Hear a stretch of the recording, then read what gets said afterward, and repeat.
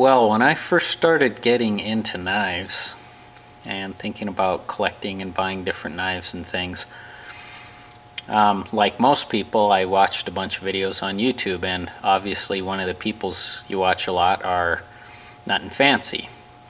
He's got quite a few knife videos, and obviously they're going to pop up right near the top there when you do searches. And I think it was about the 10th video I watched, and now I come to think of it, it's kind of funny because I actually think it was the leek actually.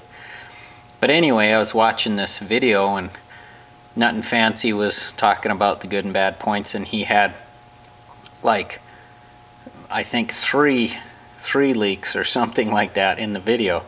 And I thought to myself, well, that's pretty cool, I'll probably get one of those, but there's no way I'd ever buy 3 or 4 or 5 of one knife. Well, I've had to eat my words now because I've got this red smoke leek,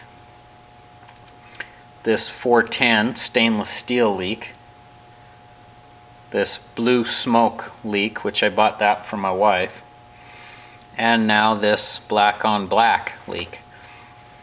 Such just barely did a video on this when he got this one, and I couldn't help myself after I watched the video. I just had to get it. So I did a search and actually found this one on Walmart for 35 bucks.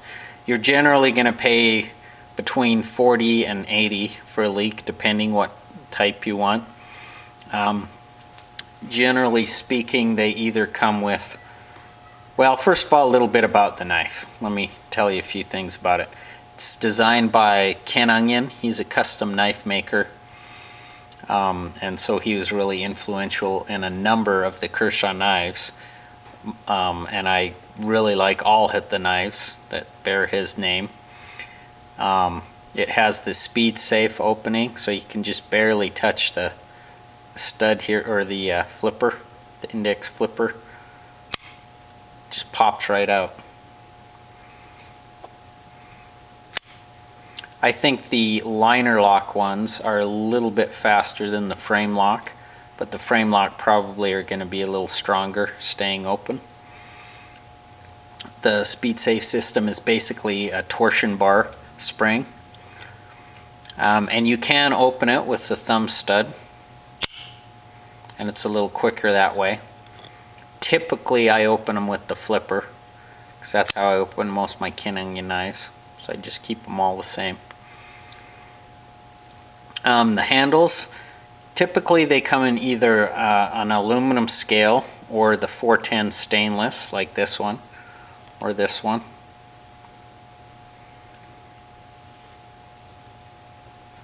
The 410, I think these are slightly narrower. The reason I think that the frame locks are slightly narrower is because in my little Kydex sheath that I did a little video on, it fits real tight and there's no wobble at all. I mean, it's in there really tight and you have to give it a good pop to get it out. I specifically bought this one. Well, I just like the knife, but I specifically bought it to put into here, but there is a bit of play. I mean, it'll probably stay in there, and you could certainly tighten that up if you wanted to reheat it and squeeze it down or put another rivet in here or whatever. But I think I'll probably mostly just stick with my red smoke one that I've been using. Or I might get a black smoke one. Why not get one more for the collection? The blades are 3-inch.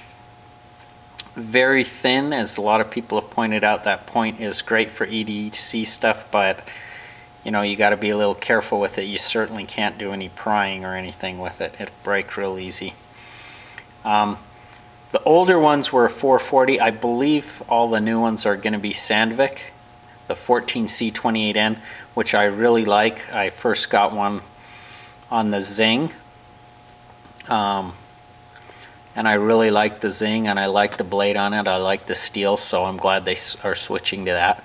There is also a model that has a composite with 2 different types of steel, and besides the 410 stainless steel and aluminum stainless handles, there's also now a G10 version, which is 80 bucks. I think that's a little bit much for a leek, but I don't know, more than likely I'll end up with one anyway, obviously. I think I have one or two other Leeks. I think I may have given those ones away already. But there you go. I guess once you get into the whole knife thing, it gets a little crazy. So obviously I love them. They're great knives. They're not really fighting knives, though you could certainly use them for defense, obviously.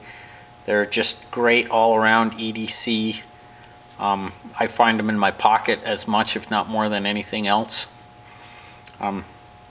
If you lose it like this one I got for 35 bucks, it's a bummer, but hey, 35 bucks I can live with losing a $35 knife more than, you know, my $200 Embassy or something, Spider Coast. So if you don't have one, I would highly recommend getting one. Just keep your eyes open. KnifeWorks has good deals on them all the time. Grand Prairie Knives has good deals on them. Get one today.